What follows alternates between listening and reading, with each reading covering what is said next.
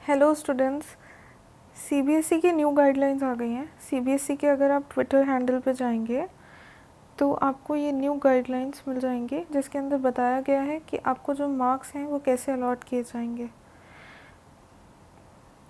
Now this is the CBSE Twitter handle, official Twitter handle. इसके अंदर ये notification आई है जिसको अभी हम थोड़ी देर में डिस्कस करेंगे। और यहाँ पे डॉक्टर रमेश पोखरियाल निशंक जी, जो एजुकेशन मिनिस्टर हैं, इन्होंने बोला है कि हम सीबीएसई के एग्ज़ाम्स जो हैं क्लास 12th के, इसको हम कंडक्ट नहीं कर रहे हैं। ठीक है, अब ये नोटिफिकेशन कहती क्या है ये समझते हैं। नोटिफिकेशन कहती है, ये देखिए 25 की डेट है, नोटिफिकेशन रिलीज़ ये आज हुई है। द नोटिफिकेशन सेज कि जो क्लास 10th और 12th के एग्ज़ाम्स हैं जो 1 to 15 जुलाई होने थे वो कैंसिल हो चुके हैं। ठीक है, और जो असेसमेंट की जाएगी परफॉर्मेंस की, वो की जाएगी जो पैरा 7 में लिखा है उसके अकॉर्डिंग। पैरा 7 क्या है, ये रहा, अभी हम डिस्कस करेंगे इस पैरा 7 को। ठीक है, उसके बाद ये क्या कहता है, रिज़ल्ट्स जो हैं वो डिक्लेयर कर दिए जाएंगे बाय 15 जुलाई। तो आपके जो रिज़ल्ट्स हैं वो 15 जुलाई तक डिस्कस कर दिए जाएंगे based on internal assessments, right.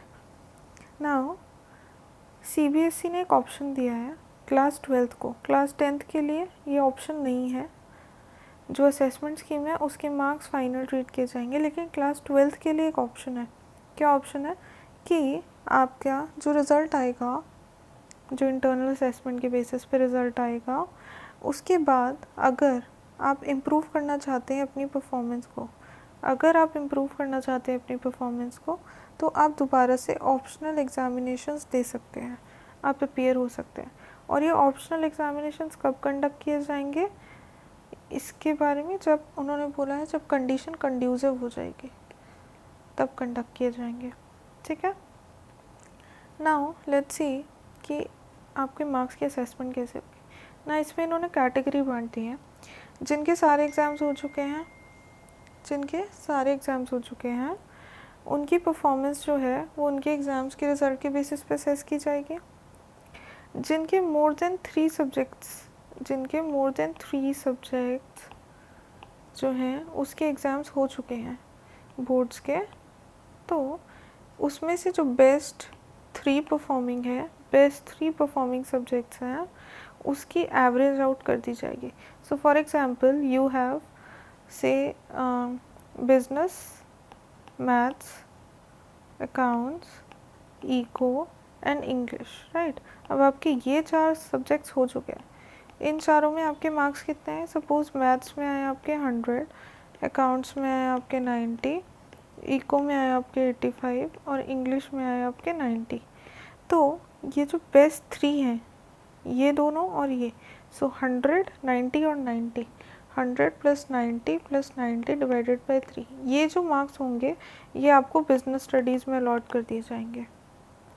ठीक है, अगर आपके सिर्फ 3 सब्जेक्ट्स, आपके सिर्फ 3 सब्जेक्ट्स के एग्ज़ाम्स हुए हैं, फॉर एग्ज़ाम्पल आपने मैथ्स नहीं ले रखा तो आपका अकाउंट्स, इको और इंग्लिश हुआ है, तो इसमें जो बेस्ट 2 होंगे, जो एवरेज मार्क्स होंगे किसके, बेस्ट 2 परफॉर्मिंग सब्जेक्ट्स के, उसको कंसिडर किया जाएगा। तो मतलब 90 और 90 का average, so this is 90 + 90 divided by 2, that is 90 marks. तो ये आपको बिजनेस स्टडीज़ में अलॉट कर दिए जाएंगे।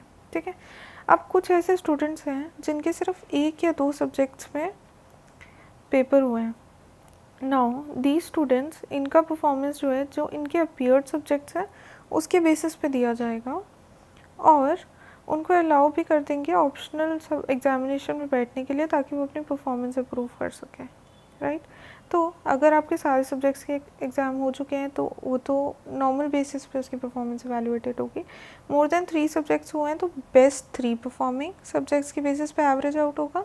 अगर सिर्फ 3 हुए हैं तो बेस्ट 2 के बेसिस पे, और अगर 1 या 2 ही हुए हैं तो उन्हीं के बेसिस पे प्लस इंटरनल में जो आपके मार्क्स लगे थे उनका एवरेज आउट करके आपको एक रिज़ल्ट दे दिया जाएगा। और ये रिज़ल्ट कब तक आ जाएगा, जुलाई 15 तक। I hope now you are clear with it. Thank you so much. If you found the video informative, please like, share and subscribe. Thank you.